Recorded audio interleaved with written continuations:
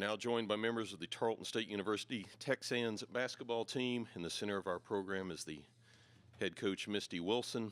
On the far side, we have Katie Webster. Katie is a junior forward from Rockwall.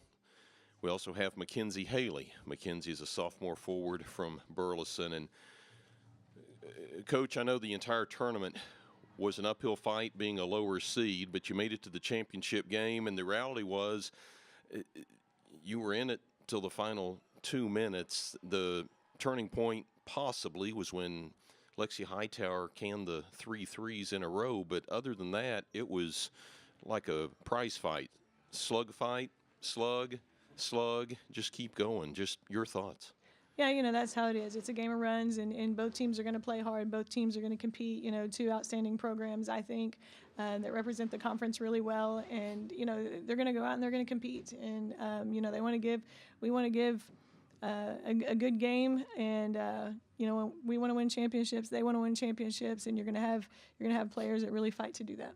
And you talk about players fighting early on in the game. McKinley goes down, re-injuring her ankle, and it wasn't too long later Mackenzie did the same thing. And I'm sitting on the other side of the floor saying Tarleton just lost 2 of their biggest weapons in the cylinder, but it didn't really slip. Everyone picked up.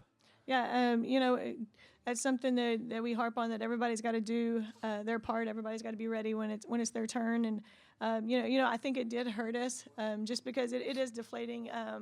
Even as a bench player, to see a teammate go down, that's really hard to watch. And for 2 girls that are really great leaders for us and really energize our team. That was tough to watch, but I thought we did a good job of handling that adversity, and both players came back on the floor, which shows, I think, a lot of guts and toughness. Mackenzie, in your instance, you go down. Couldn't tell if you landed awkward or landed on a foot, but it was obviously painful. You scored the majority of your points after you came back, finishing with 14. You also had 4 steals, 5 rebounds. Talk a little bit about that experience and then gutting it out. Yeah, falling was kind of scary because it did feel a pop, but I think I had to change my game up a little bit afterwards and know that I can't pivot as well as I could have, so shooting outside kind of helped out. And Katie, you were 1 rebound shy of a double-double in the LSC championship game. 18 points, 9 rebounds. Pretty strong from the line at 8 of 11 with an assist as well. Talk a little bit about your game and maybe some of the challenges facing WT. Challenges you faced facing WT. Well, obviously inside I was a lot smaller, so that at first it was really hard to get around, and then we just decided to start attacking the feed, and I think I started off slow and then picked it up, and they started fouling, so I got momentum on the free throw line. Questions for the TexAnns? Coach, you come in as the number 9 seed. You get obviously a win over Angelo State. That gives you a winning record against them. The loss today probably doesn't hurt against WT. Fort Lewis loses in the first round at the number 8 spot. How do you feel about the regional rankings, and what case can you make for your team to get into that? I feel pretty good. I'm gonna let the committee do their job, and I think that if you look at our whole body of work, which is what they're supposed to do, and our strength of schedule that we've had all year, I mean, there's a reason we have 11 losses, and we've played Arkansas Fort Smith, we've played Lubbock Christian, we've played WT, we've played Angelo, and we've beat 3 out of those 4 teams. And I think if we look at the whole body of work, then I think there's no doubt that we get in. But I'm gonna let the committee do what they do. Any more questions? Mackenzie, what was it like battling down there? They've got obviously some great size down there that you don't see every day down in the low post. Just talk about that a little bit. Like Katie said, we were the smaller post down there, so it was really using shot fakes, but then also looking to find our guards relocating. Katie, you scored the last 5 points of the first half, kind of cut it to 5.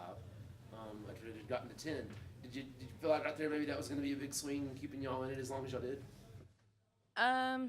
I mean, yeah, I think that was a big swing for sure. And then we just went in the locker room and said that, we were down 5 and that we could come back, and we just had to come back in the second half and play as a team and try to get a run going.